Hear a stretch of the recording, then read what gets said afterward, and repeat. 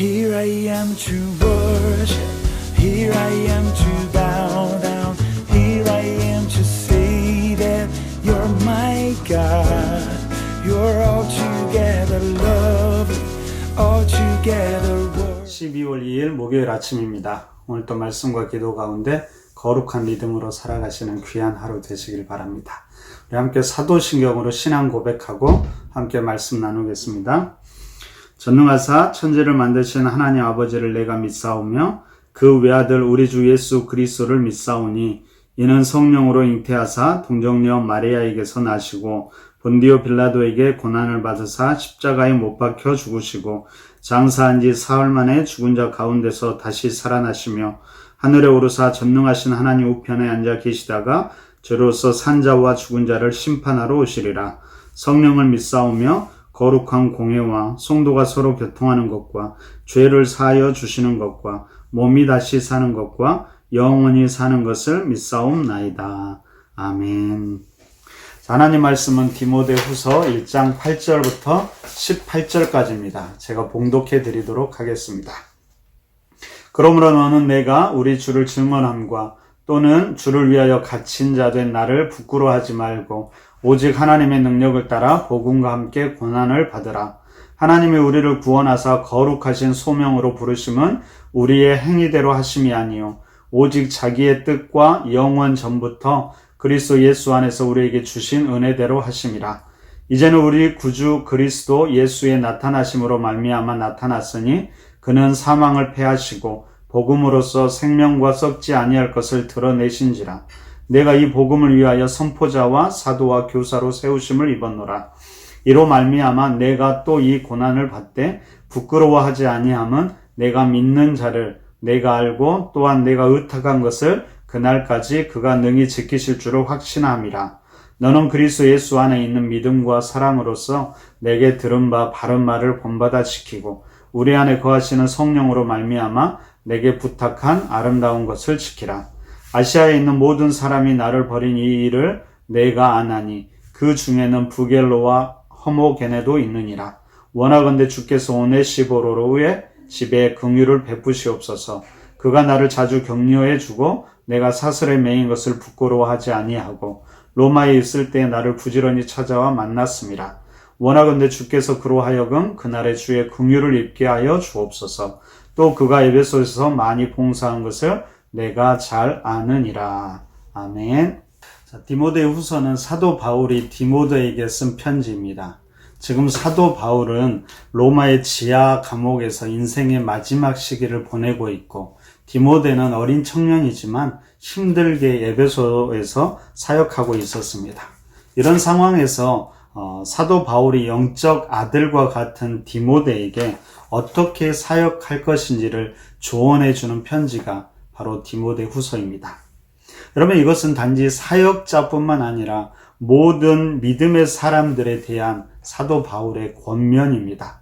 그럼 평생을 복음에 헌신한 노사도가 사랑하는 이들 그리고 사랑하는 후배들에게 남긴 마지막 유언과도 같은 말씀이죠. 그러면 함께 우리가 디모데후서를 묵상하면서 한 말씀 한 말씀을 우리 마음 깊이 새기면서 믿음의 사람으로서 어떻게 하면 바르게 살아갈 수 있는지 함께 고민하면서 기도했으면 좋겠습니다. 자, 사도 바울은 1장 1절과 2절에서 통상적인 간단한 인사를 한 다음에 바로 3절부터 자신의 메시지를 전합니다. 그런데 사도 바울이 전한 메시지의 핵심은 바로 기꺼이 고난을 감당하라는 것이었습니다. 여러분, 지금 디모데가 에베소에서 힘들게 사역하고 있다고 말씀드렸습니다. 그런데 그 모습을 보면서 사도 바울은 그것이 이상한 것이 아니라 어쩌면 당연한 것이라고 말하고 있는 것입니다. 그래서 사도 바울은 어제 본문 6절과 7절에서 이렇게 이야기합니다. 그러므로 내가 나의 안수함으로 내 속에 있는 하나님의 은사를 다시 불릴 듯 하게 하기 위하여 너로 생각하게 하노니 하나님이 우리에게 주신 것은 두려워하는 마음이 아니요 오직 능력과 사랑과 절제하는 마음이니. 여러분, 지금 사도 바울과 디모데는 공간적으로 멀리 떨어져 있다라고 말씀드렸습니다. 근데 사도 바울이 이렇게 이야기하죠. 내가 나의 안수함으로. 여러분, 이 말이 물론 이제 이것은 과거 사도 바울이 디모데를 안수하면서 세웠던 사건을 상기시키면서 하는 말입니다. 근데 오늘 저에게는 지금 이 말이 사도 바울이 디모데를 지금 안수하고 있는 것으로 들립니다. 여러분, 공간적으로 사도 바울과 디모데가 떨어져 있는데 어떻게 이 일이 가능할까요? 그것은 영적으로 기도함으로 가능한 것입니다. 여러분, 사도 바울은 비록 몸이 멀리 떨어져 있지만 영적으로 기도함을 통해서 디모데를 격려하기 위해서 안수하고 있는 것입니다. 여러분, 이것이 바로 기도의 힘입니다. 비록 몸은 떨어져 있지만 영으로 그에게 영향을 줄 수 있는 것, 그것이 바로 기도입니다. 그러므로 우리는 작은 골방에서도 이 세상 전체에게 그리고 한 생명에게도 영향을 줄 수 있다는 것이죠. 여러분의 기도의 지경은 어디까지일까요? 여러분, 우리의 기도의 지경이 우리의 자신, 우리 가족, 우리 공동체를 좀 넘었으면 좋겠습니다. 그래서 이 땅과 생명들, 그리고 어쩌면 우리 푸른나무 교회가 관심을 가지고 있는 이 땅의 문화까지도 우리의 기도의 지경이 넓혀질 수 있기를 바랍니다. 그래서 우리의 기도를 통해 한 생명이, 그리고 한 장소가, 그리고 어떤 사상이 선한 영적 영향력으로 인해서 변화될 수 있기를 기대해 봅니다. 그럼 사도 바울이 이 사실을 너무나 잘 알았기 때문에 비록 몸은 늙고 감옥에 갇혀 있었지만 늘 기도로 동역하는 사람이었습니다. 그래서 어제 보면 3절에서도 말하듯이 내가 밤낮 가운데 쉬지 않고 너를 생각하고 기도한다라고 고백하고 있는 것입니다. 그럼 푸른나무 교회 목회자와 성도, 그리고 성도와 성도, 그리고 정원 식구들 안에서 이런 관계, 기도로 서로 이렇게 연결되는 그런 관계가 될 수 있기를 바라봅니다. 여러분, 사도 바울이 힘들게 사역하고 있는 디모데를 격려하면서 가장 강조한 것이 무엇이었을까요? 오늘 본문 9절에서 이렇게 이야기합니다. 하나님이 우리를 구원하사 거룩하신 소명으로 부르심은 우리의 행위대로 하심이 아니요 오직 자기의 뜻과 영원 전부터 그리스도 예수 안에서 우리에게 주신 은혜대로 하심이라. 하나님께서 예수 그리스도를 통해서 은혜로 우리를 구원하셨고 거룩한 소명으로 부르셨다라는 것입니다. 그럼 이것이 사도 바울뿐만 아니라 우리의 정체성이기도 합니다. 그래서 힘들고 어려울 때 우리가 다시 한번 생각해 봐야 되는 것이 바로 이 정체성입니다. 다시 한번 생각해 보십시오. 하나님께서 예수 그리스도를 통해서 은혜로 우리를 구원하셨고 거룩한 소명으로 부르셨습니다. 그럼 이 사실을 잊지 않았으면 좋겠습니다. 그러면 사도 바울이 그러면 말한 거룩한 소명이란 과연 무엇일까요? 한마디로 말하면 복음의 헌신이라고 이야기할 수 있을 것입니다. 그럼 이 복음의 시작은 영원한 하나님의 뜻에서 시작되었고요. 이 복음의 모습은, 구체적인 모습은 이 땅에 오신 예수 그리스도를 통해서 보여졌습니다. 그리고 이 복음의 완성은 다시 오실 예수 그리스도를 통해서 이루어지게 될 것입니다. 그럼 바로 그때에 예수님께서 사망을 패하시고 생명과 썩지 아니할 것을 드러내시고 그리고 그의 백성들에게 영원한 생명을 주실 것입니다. 그럼 이것이 바로 복음입니다. 그럼 사도 바울은 이 복음을 위해서 평생을 헌신한 삶을 살았습니다. 그래서 11절에서 말하듯이요. 때로는 이 복음을 위해서 선포자가 되었고 때로는 이 복음을 몸소 보여주는 사도가 되기도 했고 때로는 이 복음을 가르치는 교사로서 최선을 다했습니다. 물론 그것이 결코 순탄하고 쉬운 삶은 아니었습니다. 어떻게 보면 고난의 연속이었을 겁니다. 그렇지만 사도 바울은 이렇게 고백합니다. 여러분 12절을 보십시오. 이로 말미암아 내가 또 이 고난을 받되 부끄러워하지 아니함은 내가 믿는 자를 내가 알고 또한 내가 의탁한 것을 그날까지 그가 능히 지키실 줄을 확신함이라. 무슨 말일까요? 그가 이 복음 때문에 고난을 받았지만 그는 결코 복음을 부끄러워하지 않았다라는 것입니다. 왜냐하면 그가 이 복음의 중심이신 예수 그리스도를 분명히 알았고 또한 예수 그리스도가 그를 마지막까지 지키실 줄을 확신했기 때문입니다. 그러기에 사도 바울은 디모데에게도 마지막으로 이렇게 권면합니다. 오늘 보면 13절과 14절을 보십시오. 너는 그리스도 예수 안에 있는 믿음과 사랑으로서 내게 들은 바 바른 말을 본받아 지키고 우리 안에 거하시는 성령으로 말미암아 내게 부탁한 아름다운 것을 지키라.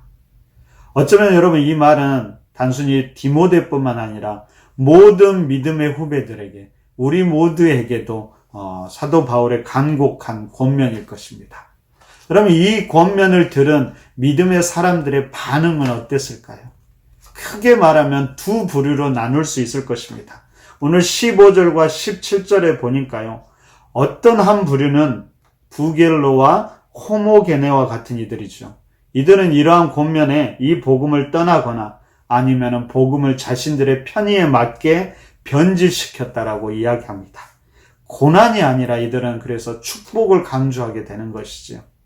또 한 부류는 어떤 부류입니까? 오네시보로와 같은 복음을 부끄러워하지 않으면서 기꺼이 복음과 함께 고난을 감당하는 이들도 있었다라는 것입니다. 여기서 우리가 물어야 될 중요한 질문은 무엇일까요? 그래서 우리는 어떤 길을 걷고 있느냐 우리 스스로에게 물어야 될 것입니다. 이 두 부류 중에 우리는 어떤 길을 걷고 있을까요? 여러분 우리가 지금 대림절을 보내고 있습니다. 대림절은 이 땅에 오신 예수 그리스도를 맞이하기 위해서 경건하게 준비하는 4주간의 시간을 이야기한다라고 했습니다. 그러면 예수님을 맞을 준비를 하면서 가장 먼저 생각해야 될 것은 무엇일까요? 그것은 바로 나에게 예수 그리스도는 어떤 의미인가를 여러분 다시 한번 생각해 봤으면 좋겠습니다. 그리고 나는 나의 삶에서 예수 그리스도에 대한 어떤 태도를 가지고 살아가는가 이것도 꼭 생각해 보았으면 좋겠습니다. 여러분 사도 바울처럼 이 복음 때문에 고난을 받을 때에도 결코 내가 복음을 부끄러워하지 않고 있는가? 아니면 고난 앞에서 고난이 없는데도 불구하고 우리는 우리의 삶 속에서 예수 그리스도를 복음을 부끄러워하면서 살고 있는가?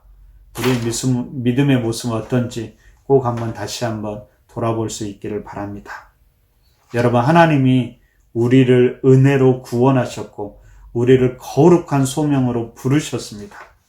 물론 때때로 분명히 어려움과 고난도 있지만 이 같은 길은 결코 우리 혼자 걷는 길이 아님을 꼭 기억했으면 좋겠습니다. 수많은 믿음의 선배들이 이 길을 걸어갔고요. 지금도 수많은 믿음의 동역자들이 이 길을 걷고 있습니다. 그리고 무엇보다 이 길 끝에서 우리 주님이 두 팔 벌려 그런 우리들을 맞아 주실 것입니다. 여러분 그 주님을 기대하면서 기꺼이 고난까지도 감당할 줄 아는 그래서 우리에게 주신 아름다운 것들을 힘써 지켜나가는 귀한 우리 하루하루의 삶이 되기를 간절히 바랍니다. 특별히 12절과 14절을 제가 다시 한번 읽어드리고 오늘 말씀을 맺겠습니다. 12절입니다. 이로 말미암아 내가 또 이 고난을 받되 부끄러워하지 아니함은 내가 믿는 자를 내가 알고 또한 내가 의탁한 것을 그날까지 그가 능히 지키실 줄을 확신함이라. 너는 그리스도 예수 안에 있는 믿음과 사랑으로서 내게 들은 바 바른 말을 본받아 지키고 우리 안에 거하시는 성령으로 말미암아 내게 부탁한 아름다운 것을 지키라. 오늘 하루가 그런 귀한 하루 되시기를 간절히 바랍니다. 우리 함께 기도할까요? 특별히 교회를 위해서 기도해 주시고요. 특별히 청년교회를 위해서도 우리가 함께 기도했으면 좋겠습니다. 청년교회가 든든히 서갈 수 있도록 특별히 이 시대의 청년들이 참 어려움 가운데 있는데 세상에서도 믿음의 사람들로 최선을 다해서 살아갈 수 있도록 기도해 주시고요. 여러 가지 관계 속에서 어려움을 겪고 있는 청년들을 위해서도 기도해 주시고 여러 가지 시험이나 여러 가지 직장을 앞두고 기도하는 청년들을 위해서도 함께 기도했으면 좋겠습니다. 함께 기도하겠습니다.